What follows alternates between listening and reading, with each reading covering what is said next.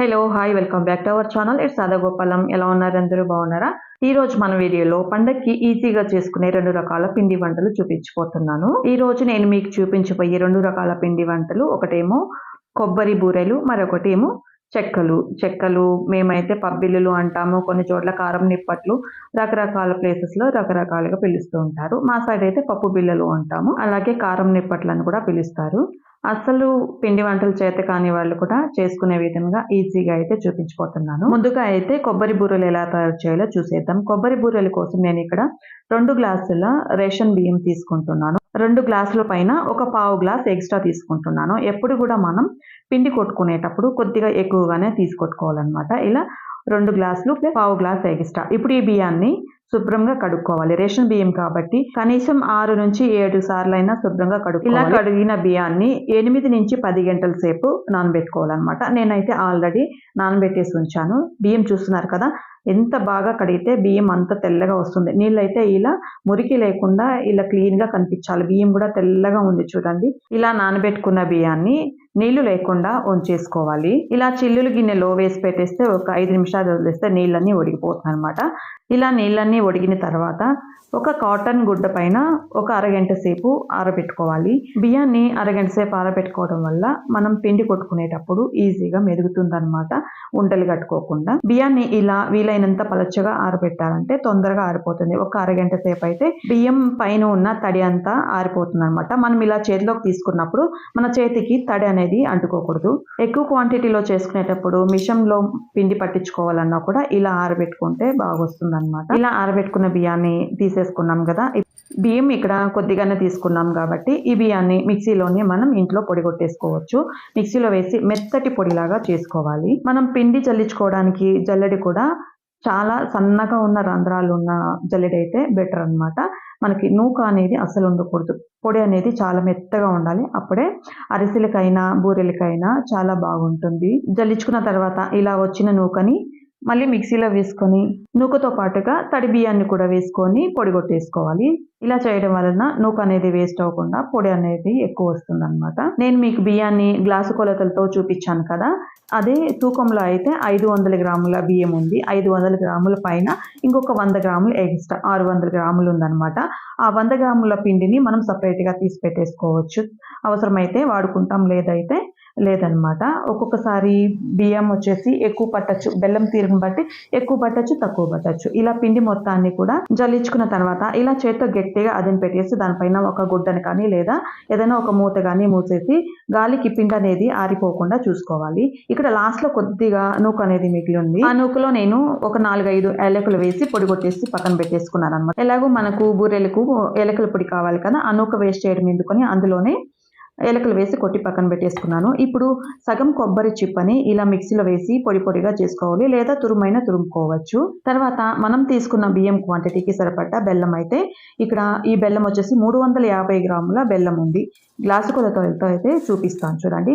1 KG బియ్యానికి 350 గ్రాముల బెల్లం అయితే కరెక్ట్గా సరిపోతుంది. అదే గ్లాసు కొలతలతో అయితే ఒక గ్లాసు పైన 1.5 గ్లాస్కి 1.5 గ్లాస్కి మధ్యలో అనమాట. 1.5 గ్లాస్ కన్నా కాస్త తక్కువ, 1.5 గ్లాస్ కన్నా కొంచెం ఎక్కువ ఉండిందనమాట. 2 గ్లాసుల బియ్యానికి 1.5 గ్లాస్ కన్నా కొద్దిగా తక్కువ తీసుకుంటే బెల్లం అనేది కరెక్ట్గా సరిపోతుంది. ఎవరైనా కొత్తగా స్టార్ట్ చేసేవాళ్ళు ఈ మెజర్మెంట్ని ఫాలో చేస్తే ఈజీగా వస్తుంది అనమాట. తర్వాత ఈ బెల్లాన్ని స్టవ్ పైన పెట్టి కొద్దిగా నీళ్ళు వేసుకోవాలి. ఒక పావు గ్లాస్ కన్నా తక్కువ నీళ్ళు వేసుకొని కరగబెట్టుకోవాలన్నమాట. కరిగేంత వరకు గరిటతో కలబెడుతూనే ఉండాలి. బెల్లంలో మీకు ఏదైనా నలకలు డస్ట్ ఏదైనా అనిపించిందంటే ఒకసారి వడగట్టేసుకోండి. నాకైతే క్లీన్గానే ఉంది కాబట్టి నేనైతే వడగట్టుకోలేదు. బెల్లం కరిగి కాసేపు ఉడికిన తర్వాత బెల్లాన్ని మధ్య మధ్యలో చెక్ చేసుకుంటూ ఉండాలి. ఇక్కడైతే బెల్లం పాకం రాలేదు, మనకు చేతికి రావాలన్నమాట. ఉంటలాగా చేతికి వచ్చి చేతిలో నిలవాలన్నమాట. ఇది జారిపోతుంది కాబట్టి ఇంకా కాసేపు బెల్లం అనేది ఉడకాలి. బెల్లం కరిగిన తర్వాత మంట వచ్చేసి మీడియంలోనే పెట్టుకోవాలి, హై ఫ్లేమ్లో అయితే అస్సలు పెట్టుకోకూడదు. ఇప్పుడు మళ్ళీ ఒకసారి చెక్ చేసి చూస్తాం. మనం ఇలా పాకం నీళ్ళల్లో వేసిన తర్వాత ఒక్క 10 సెకండ్ ఆగాలి. ఆగిన తర్వాతనే మనకు అది వంటకొస్తుంది. బెల్లాన్ని చేతితో అటు ఇటు కదిలించాలన్నమాట.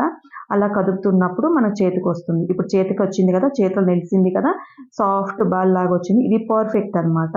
ఇప్పుడు ఇందులోకి కొబ్బరి తురుము వేసుకోవాలి, అలాగే ఏలకల పొడి కూడా వేసేసుకొని కొబ్బరి యాలకుల పొడి పాకంలో కలిసేలాగా గరిటతో ఒకసారి బాగా కలిపేసుకోవాలి. తర్వాత స్టవ్ ఆఫ్ చేసి పిండి వేసి కలుపుకోవాలన్నమాట. పిండి కలుపుకోవడానికి మనకి ఇలాంటి సంగటి కలుపుకుంటాం కదా, ఆ కర్ర అయితే ఈజీగా ఉంటుంది. ఒక చేత్తో పిండి వేసుకుంటూ ఇంకో చేత్తో కలుపుకుంటూ ఉండాలి. ఎక్కువ క్వాంటిటీ అయితే ఒకరు పిండి వేస్తూ ఇంకొకరు కలుపుతూ ఉంటే ఈజీగా ఉంటుంది అనమాట. బిగినర్స్ అయినా కూడా ఒక చేత్తో పిండి వేసుకుంటూ ఒక చేత్తో కలుపుకుంటూ ఉండండి, ఇబ్బంది ఏముండదు. స్టవ్ అయితే ఆఫ్ చేసేస్తే ఆ వేడికి సరిపోతుంది అనమాట. పిండి ఉండలు లేకుండా కలుపుకుంటే సరిపోతుంది. పిండి కలుపుకునేటప్పుడు చుట్టూ అంచులకి అంటుకున్న పిండిని కూడా తీసుకుంటూ మొత్తం కలుపుకోవాలన్నమాట. పిండి అయితే మొత్తం కలిసిపోయింది కదా, మీకు పిండి ఇలా ఉంటే సరిపోతుంది. కొద్దిగా చల్లారిందంటే ఇంకొంచెం గట్టి పడుతుంది అనమాట. కాబట్టి ఈ విధంగా అయితే పిండి అయితే సరిపోతుంది అనమాట. ఇప్పుడు నేను ఇందులోకి ఒక 3 స్పూన్ల నెయ్యి వేస్తున్నాను. బూరెలు మరింత టేస్ట్ కోసం కొద్దిగా నెయ్యి వేస్తే బాగుంటుంది అనమాట. లాస్ట్లో ఇలా పిండి కలిపేసుకున్న తర్వాత నెయ్యి వేసేసి కలిపేసుకోవాలి. మొత్తం కలిపేసుకున్న తర్వాత మనం చుట్టూ అంటుకున్న పిండిని కూడా మనం ఇలా గరిటతో తీసేసి మూత పెట్టేసుకోవాలన్నమాట. పిండిని అలా చుట్టూ ఉన్న దాన్ని వదిలేస్తే డ్రై అయిపోతుంది, మనకి వంటకు రాదనమాట. పిండి వేస్ట్ కూడా అయిపోతుంది. కాబట్టి గరిటతో ఇలా మొత్తం చుట్టూ ఉన్న దానంతా తీసేసుకొని కలిపేసుకుంటే పిండి ఏ మాత్రం వేస్ట్ అవ్వకుండా ఉంటుంది. ఇప్పుడు మీకు ఉండ చూపించాను కదా, అదైతే కరెక్ట్గా ఉంటుంది అనమాట. ఇప్పుడు దీనికి ఒక మూత మూసేసి పక్కన పెట్టేసుకోవాలి చల్లారిపోకుండా. ఇప్పుడు మనం 100 గ్రాముల బియ్యం ఎక్స్ట్రా వేసుకున్నాం కదా, ఆ పిండి అయితే మిగిలిపోయింది. కరెక్ట్గా 1/2 కేజీ బియ్యంకి 350 గ్రాముల బెల్లం అయితే కరెక్ట్గా సరిపోయింది అనమాట. తర్వాత మనం బూరెలు తట్టుకోవడానికి ఇలాంటి ఒక ప్లాస్టిక్ కవర్ తీసుకొని కవర్కి అలాగే మన చేతికి కూడా ఆయిల్ అనేది అప్లై చేసుకోవాలి. తర్వాత మనం బూరెలు చేసుకోవడానికి ఎంత పిండి అయితే కావాలో అంత సైజ్ మాత్రం పిండి తీసుకొని తర్వాత మూత మూసేయాలి. పిండి అయితే చల్లారిపోతే ఎక్కువ గట్టి అయిపోతుంది అనమాట. తర్వాత బూరెల కోసం మనం పిండిని ఇలా చేత్తో ప్రెస్ చేసుకోవాలి. మనకు ఇక్కడ చూపిస్తున్న కదా వీడియోలో, అలా అయితే సరిపోతుంది అనమాట. కరెక్ట్గా ఆ మందం అయితే సరిపోతుంది. మరీ మందంగా కాదు, మరీ పలుచగా కాదు, కరెక్ట్గా ఉంటుంది అనమాట. మనం పాకంలో పిండి వేసి కలుపుకొని దించుకున్న వెంటనే స్టవ్ పైన కడాయిలో ఆయిల్ పోసి పెట్టేస్తే అది వేడవుతూ ఉంటుంది.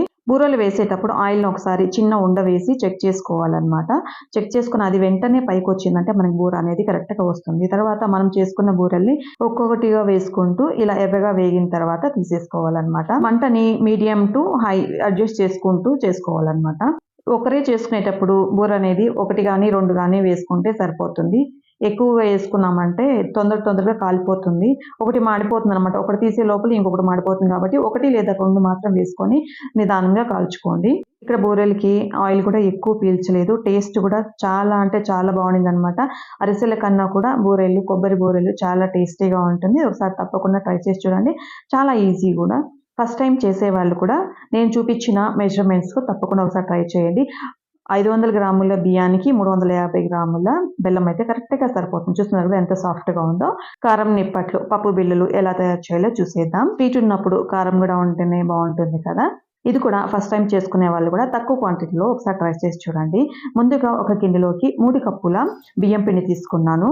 మీరు కప్ అయినా సరే, గ్లాస్ అయినా సరే ఏదైనా తీసుకోవచ్చు. 3 కప్పుల బియ్యం పిండి వేసుకున్న తర్వాత దీన్ని పక్కన పెట్టేసి స్టవ్ పైన ఒక కడాయి పెట్టేసుకొని ఏ కప్పుతో అయితే బియ్యం పిండి తీసుకున్నామో అదే కప్పుతో 1/2 కప్పు పల్లీలు వేసుకోవాలి. పల్లీల్ని ఒక 50% వేగితే సరిపోతుంది. మనకు పైన ఉన్న పొట్టు అనేది ఊడిపోతే చాలన్నమాట. పూర్తిగా వేగాల్సిన అవసరం లేదు. సగం వేగిన తర్వాత స్టవ్ ఆఫ్ చేసి ఈ పల్లీల్ని వేరొక ప్లేట్లో వేసి చల్లారిన తర్వాత పొట్టు తీసుకోవాలన్నమాట. ఈ కడాయి అనేది వేడిగానే ఉంటుంది కాబట్టి ఈ కడాయిలోనే మన కారానికి సరిపడ్డ మిరపకాయలు కూడా వేసేస్తే పొడి చేసుకోవడానికి బాగుంటుంది. ఎండు కారం కన్నా ఇలా మిరపకాయలు పొడి చేసి వేస్తే బాగుంటుంది అనమాట. తర్వాత మిక్సీ జార్లోకి పొట్టు తీసి పెట్టుకున్న పల్లీలు అలాగే అదే కప్పుతో 1/2 కప్పు పుట్నాల పప్పు వేసుకొని బరకగా పొడి చేసుకోవాలన్నమాట. ఇలా బరకగా పొడి చేసుకున్న దాన్ని బియ్యం పిండిలోకి వేసుకోవాలి.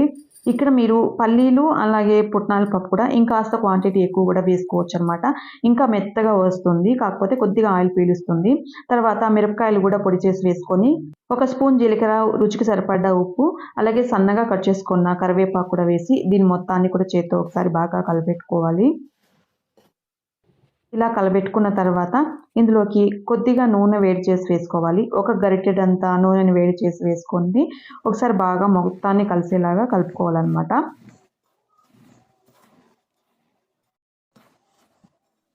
ఇలా మొత్తాన్ని కలుపుకున్న తర్వాత మనం వేసిన ఉప్పు సరిపోతుందా లేదా అని తెలుసుకోవడానికి కాస్త పిండిని తీసి నోట్లో వేసుకొని స్లోగా చప్పరించి చూడండి. అప్పుడు మీకు ఉప్పు అనేది సరిపోతుందా లేదా అని తెలుస్తుంది. చాలకపోతే ఒకసారి వేసేసుకొని కొద్దిగా నీళ్లు వేసుకుంటూ కలుపుకోవాలన్నమాట. ఇక్కడ మీరు పిండి కలుపుకోవడానికి కాస్త గోరువెచ్చని నీళ్ళైనా కూడా యూజ్ చేయొచ్చు. ఇందులో మనం మరింత రుచి కోసం ఇంగువ కూడా వేయొచ్చు, బాగుంటుందన్నమాట. నేను వేయడం మర్చిపోయాను. కొద్దిగా ఇంగువ, అలాగే తెల్లగడ్డలు కూడా కచ్చా పచ్చాగా దంచేసి కూడా వేసుకుంటే కారం నిప్పట్లు మంచి వాసన, మంచి రుచిగా చాలా బాగుంటాయి అన్నమాట. పిండిని ఇలా గట్టిగాను మెత్తగాను కలుపుకోవాలి. పిండిని ఇలా కలుపుకున్న తర్వాత మనము కారం నిప్పట్లు చేసుకోవడానికి మనం చేసుకునే సైజుని బట్టి పిండిని ఒక 10-15 ఉండల్లాగా చేసి పెట్టేసుకున్నామంటే మనకు తట్టుకోవడానికి ఈజీగా ఉంటుందన్నమాట. ఒక్కొక్కరే చేసుకునే వాళ్ళకి ఇది చాలా ఈజీగా ఉంటుంది. మనం ఇలా కొన్ని ఉండలు చేసుకున్న తర్వాత పిండి పైన అలాగే మనం చేసి పెట్టుకున్న ఉండల పైన కూడా కవర్ చేసి పెట్టాలి. లేదంటే గాలికి ఆరిపోతుంది.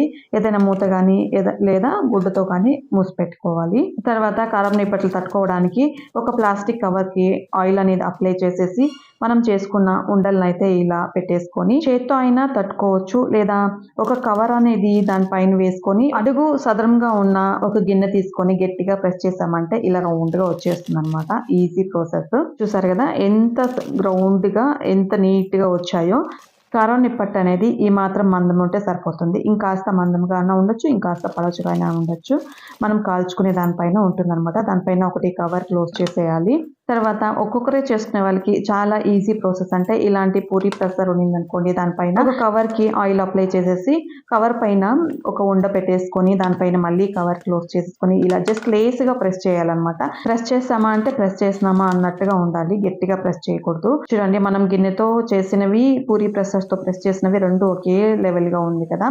తర్వాత స్టవ్ పైన ఒక కడాయి పెట్టేసుకొని మనకు డీప్ ఫ్రై కావాల్సిన ఆయిల్ వేసేసుకొని ఆయిల్ అనేది ఒకసారి వేడెక్కిందా లేదా అని చెక్ చేసుకోవాలంటే ఒక చిన్న ఉండ తీసుకొని చేత్తో కాస్త ప్రెస్ చేసి వేసి చూడండి. వేసిన 5 సెకండ్లకి పైకి తేలిందంటే ఆయిల్ అనేది కరెక్ట్గా వేడెక్కినట్టు. తర్వాత మనం ప్రెస్ చేసి పెట్టుకున్న కారం నిప్పట్లన్నీ కూడా ఆయిల్లో వేసేసుకోవాలి. మంట మాత్రం హైకి మీడియంకి మధ్యలోనే ఉండాలన్నమాట. హైలోనూ ఉండకూడదు, లోలోనూ ఉండకూడదు. అప్పుడే కరెక్ట్గా కాలుతాయి. లేదంటే చుట్టూ కాలిపోతుంది, మధ్యలో అలాగే ఉంటుందన్నమాట. కాబట్టి కారం నిప్పట్లు కాల్చుకునేటప్పుడు ఎప్పుడైనా కూడా మంట అనేది మీడియంకి హైకి మధ్యలోనే ఉండి కాల్చుకోవాలి. ఇలా కాస్త బంగారు రంగు రాగానే తీసేయాలన్నమాట. అవి చల్లారేపాటికి ఇంకాస్త రంగు తిరుగుతాయి, కరెక్ట్గా కూడా కాలుతాయి అన్నమాట. చూస్తున్నారు కదా, ఈ విధంగా కాలితే సరిపోతుంది అనమాట. మిగిలినవన్నీ కూడా అలాగే వేసుకోవాలి. తిప్పుకునేటప్పుడు జాగ్రత్తగా తిప్పుకోవాలన్నమాట. కాస్త వేగిన తర్వాత మాత్రమే తిప్పుకోవాలి. కారం నిప్పట్లు మనకు తొందరగానే వేగిపోతాయి, ఎక్కువ టైం కూడా తీసుకోవాలన్నమాట. ఇంకా మనకు ఇవి కాలిందా అని తెలియడానికి మనకు వేసినప్పుడు నురగ వస్తుంది కదా. ఇప్పుడు నురగ అయితే ఆగిపోయింది చూడండి. ఈ నురగ ఆగిపోయి కిందికి వెళ్ళిపోతుంది అన్నప్పుడు తీసేసేయాలి. అప్పుడు కరెక్ట్గా ఉంటుందన్నమాట. కాలిందంటే కిందికి వెళ్ళిపోతుంది, అప్పుడు తీసేసుకుంటే సరిపోతుంది. కారం నిప్పట్లయితే మంచి రంగు మంచి రుచితో అయితే బాగా వచ్చాయన్నమాట. ఇంకొంచెం సాఫ్ట్గా కావాలి, మెత్తగా కావాలి అనుకునే వాళ్ళు పల్లీలు ఇంకొంచెం ఎక్కువ వేసుకుంటే సరిపోతుందన్నమాట. ఫస్ట్ టైం చేసేవాళ్ళు కూడా నేను చూపించిన ఈ తక్కువ క్వాంటిటీతో ఒకసారి ట్రై చేసి చూడండి, పర్ఫెక్ట్గా వస్తుంది. మీకే అనిపిస్తుంది నేనే చేశానా ఇంత బాగా అని అనిపిస్తుంది. రాబోయే పండక్కి పిండి వంటలు రాని వాళ్ళు కూడా ఒకసారి నేను చూపించిన 2 వంటలు కూడా ఒకసారి అదే మెజర్మెంట్స్తో ట్రై చేసి చూడండి, తప్పకుండా సక్సెస్ అవుతుంది. వీడియో నచ్చితే లైక్ చేయండి, షేర్ చేయండి, కామెంట్ చేయండి. Thanks for watching.